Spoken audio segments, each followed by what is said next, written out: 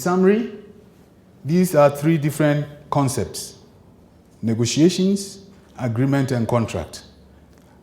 For me, and the experiences and research clearly indicates that you need to spend a lot of time on the agreement and the negotiations to come up with the contract. A lot of the textbooks, unfortunately, right now, focus more on the law of contract. There isn't a lot of discussions on agreement. Yes, I've seen concept of negotiations, but agreement in most of the textbooks is missing. And it's a very simple concept. When you are negotiating to agree. Not always to engage, but sometimes even disengage. The schematic, how does it link to each other? You obviously identify a need. Internally, you need to obviously discuss among yourselves within your organization in terms of why the need. What are the specifics? In a lot of cases, we don't even do that before we start engaging. We don't know what we want. When it comes to the buy side or even the sell side, a lot of assets in Africa, unfortunately, have been mortgaged for virtually nothing because we did not do our homework.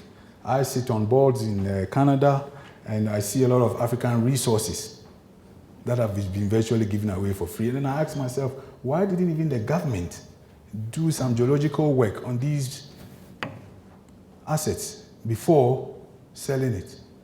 And then 5 years down the line, when the company is making money, then we start complaining that we've been shafted.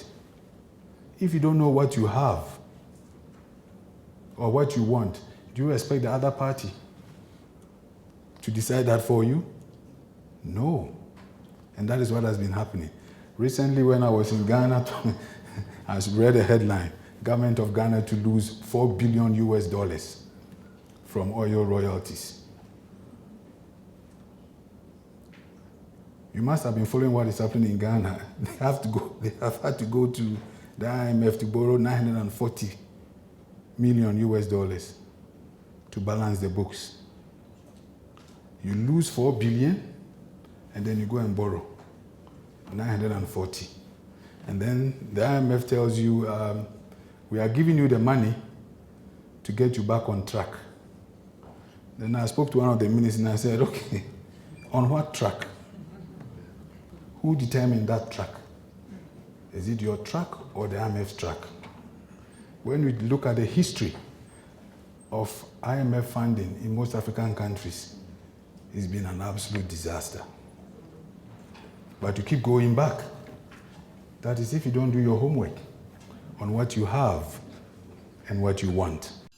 Audio Jungle.